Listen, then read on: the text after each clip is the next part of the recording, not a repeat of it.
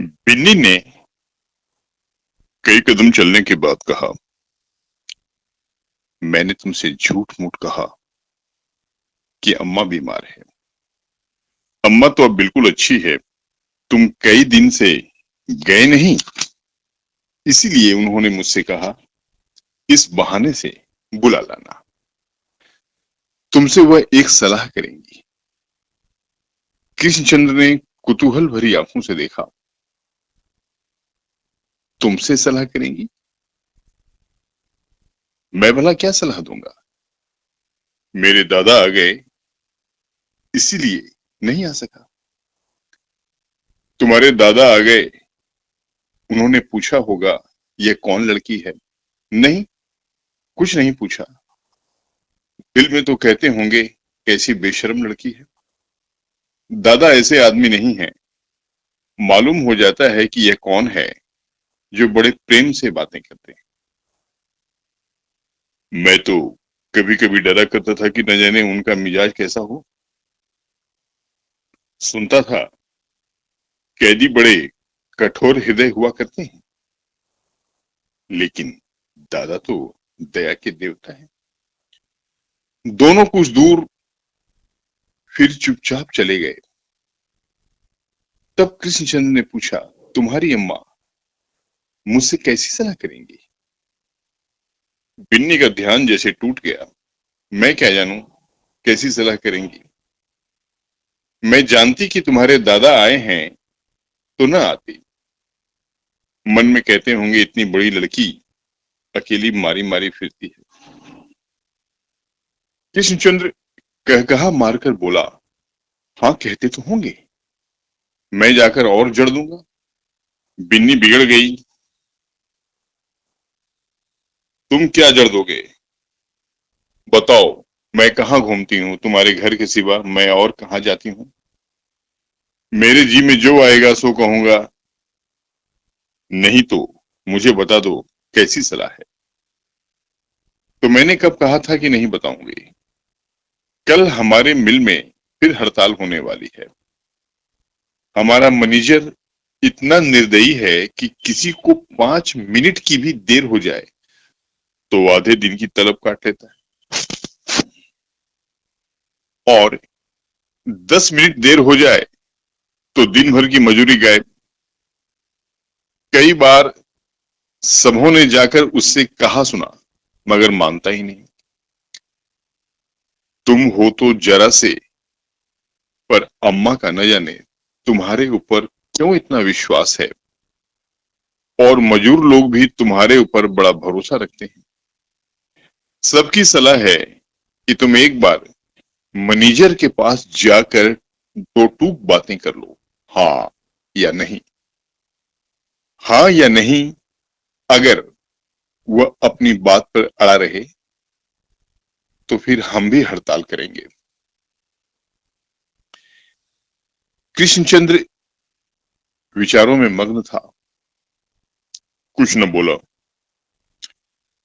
बिन्नी ने फिर उदंड भाव से कहा, यह कड़ाई इसीलिए तो है कि मैनेजर जानता है हम बेबस हैं और हमारे लिए और कहीं ठिकाना नहीं है।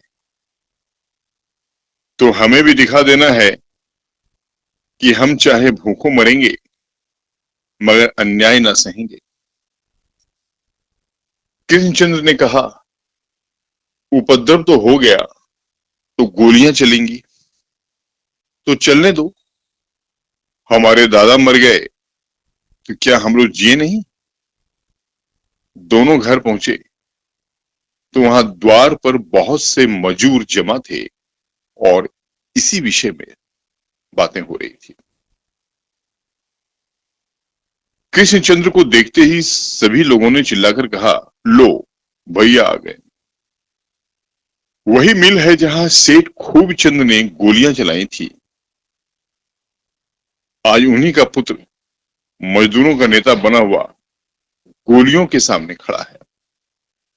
कृष्णचंद्र और मैनेजर में बातें हो चुकी। मैनेजर ने नियमों को नर्म करना स्वीकार न किया। हड़ताल की घोषणा कर दी गई। आज हड़ताल है। मजूर मिल के हाथे में जमा है और मिल और मैनेजर ने मिल की रक्षा के लिए फौजी गारद बुला लिया है। मिल के मजदूर उपद्रव नहीं करना चाहते थे। हड़ताल केवल उनके असंतोष का प्रदर्शन थी। लेकिन फौजी गारद देखकर मजूरों को भी जोश आ गया। दोनों तरफ से तैयारी हो गई। एक ओर गोलियां हैं और दूसरी ओर ईंट पत्थर के टुकड़े। युवक कृष्णचंद ने कहा, आप लोग तैयार हैं? हमें मिल के अंदर जाना है, चाहे सब मार डाले जाएं। बहुत सी आवाजें आई, सब तैयार हैं। जिसके बाल बच्चे हों वो अपने घर चले जाएं। बिन्नी पीछे खड़ी खड़ी बोली, बाल बच्चे सबकी रक्षा भगवान करता है। कई मजदूर घर लौटने का विचार कर रहे थे। इस वाक्य ने उन्हें स्थिर कर दिया। जय जयकार हुई और 1000 मजदूरों का दल मिल द्वार की ओर चला। फौजी गारद ने गोलियां चलाई। सबसे पहले कृष्णचंद्र, फिर और कई आदमी गिर पड़े। लोगों के पांव उखड़ने लगे। उसी वक्त खूब चंद नंगे पांव हाथे में पहुंचे और कृष्णचंद्र को गिरते देखा। परिस्थिति उन्हें घर ही पर मालूम हो गई थी। उन्होंने उन्मत्त होकर कहा, कृष्णचंद्र की जय, और दौड़कर आहत युवक को कंठ से लगा लिया। मजदूरों में एक अद्भुत साहस और धैर्य का संचार हुआ। खूब चंद इस नाम ने जादू का काम किया। इस 15 साल में खूब चंद ने शहीद का ऊंचा पद प्राप्त कर लिया था। उन्हीं का पुत्र आज मजदूरों का नेता है। धन्य है भगवान की लीला। सेठ जी ने पुत्र की लाश जमीन पर लिटा दी और अविचलित भाव से बोले, भाइयों, ये लड़का मेरा पुत्र था। मैं 15 साल दामुल काटकर लौटा तो भगवान की कृपा से मुझे इसके दर्शन हुए। आज 8वां दिन है। आज फिर भगवान ने उसे अपनी शरण में ले लिया। वह भी उन्हीं की कृपा थी। यह भी उन्हीं की कृपा है।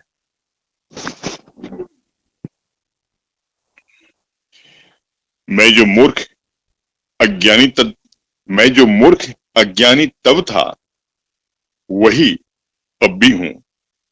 हाँ, इस बात का मुझे गर्व है कि भगवान ने मुझे ऐसा वीर बालक दिया।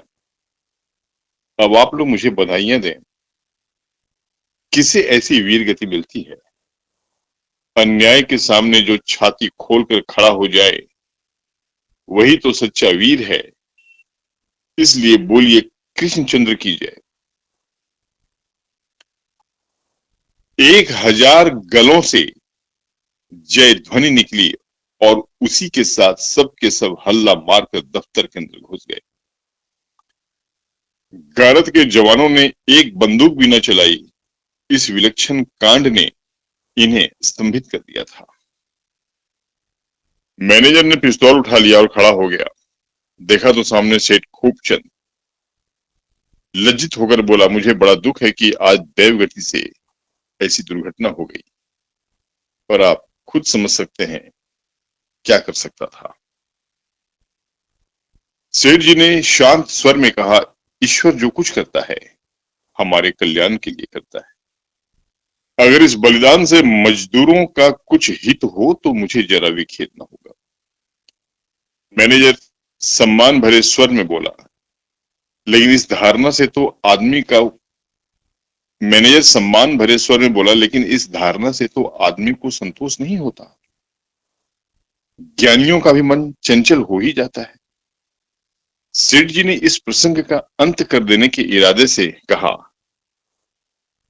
तो अब आप क्या निश्चय कर रहे हैं? मैनेजर सकुचाता हुआ बोला, मैं इस विषय में स्वतंत्र नहीं हूं। स्वामियों की जो आज्ञा थी उसका मैं पालन कर रहा था। सेठ जी कठोर स्वर में बोले, अगर आप समझते हैं कि मजदूरों के साथ अन्याय हो रहा है तो आपका धर्म है कि उनका पक्ष लीजिए।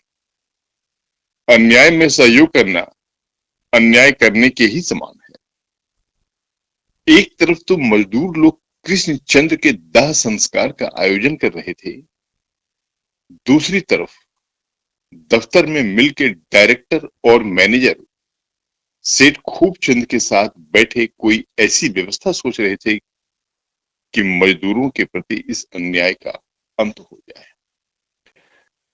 10 बजे सेठ जी ने बाहर निकलकर मजदूरों को सूचना दी, मित्रों, ईश्वर को धन्यवाद दो कि उसने तुम्हारी विनय स्वीकार कर ली। तुम्हारी हाजिरी के लिए अब नए नियम बनाए जाएंगे और जुर्माने की वर्तमान प्रथा उठा दी जाएगी।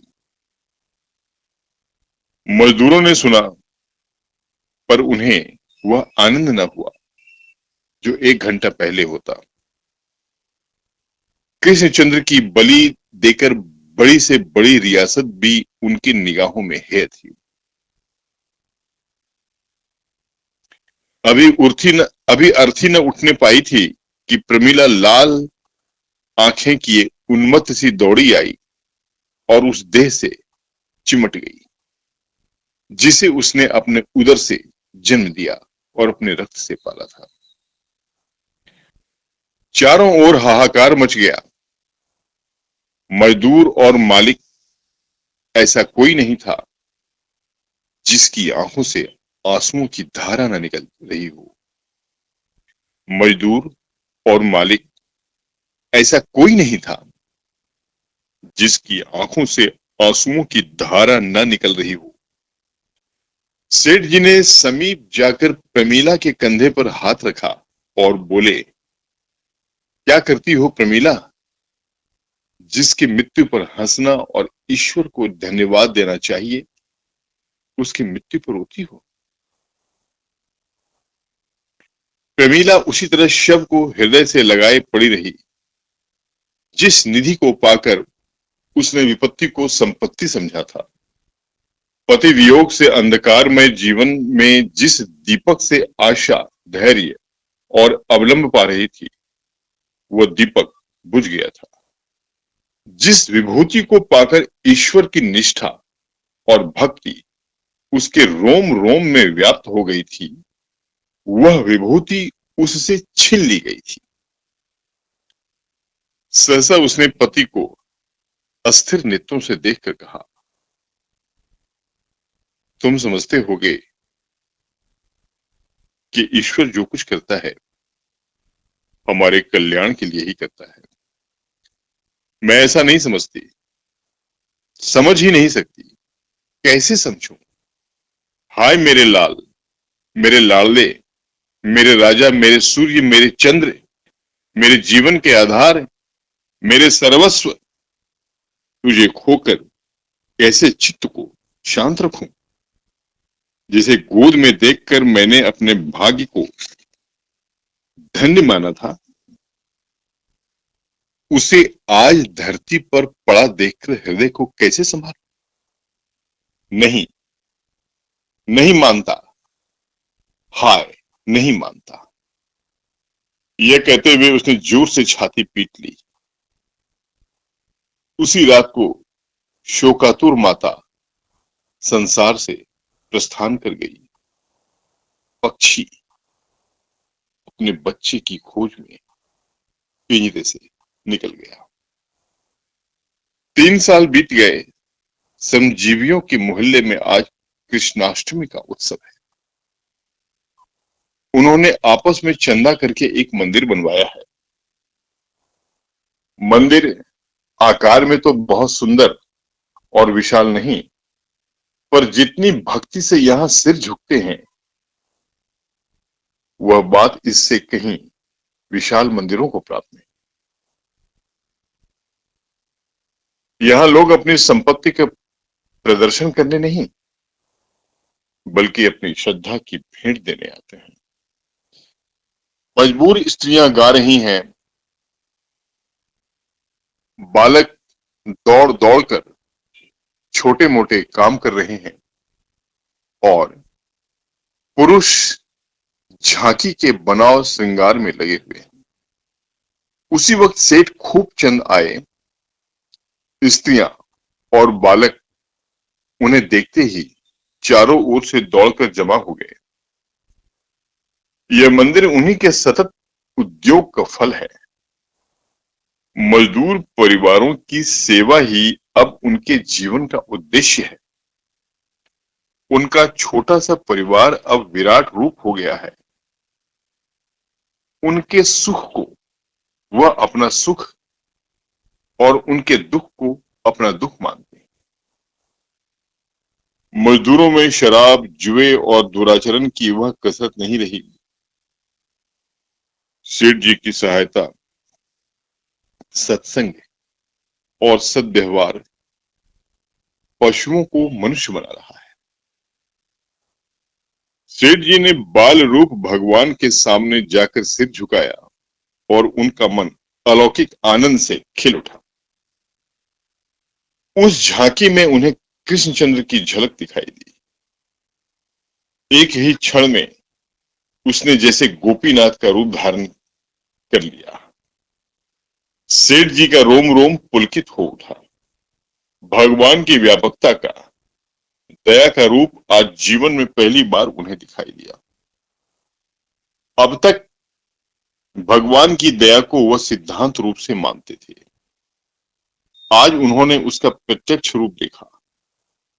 एक पथभ्रष्ट, पतनोन्मुखी आत्मा के उद्धार के लिए इतना दैवी विधान, इतनी अनवरत ईश्वरीय प्रेरणा।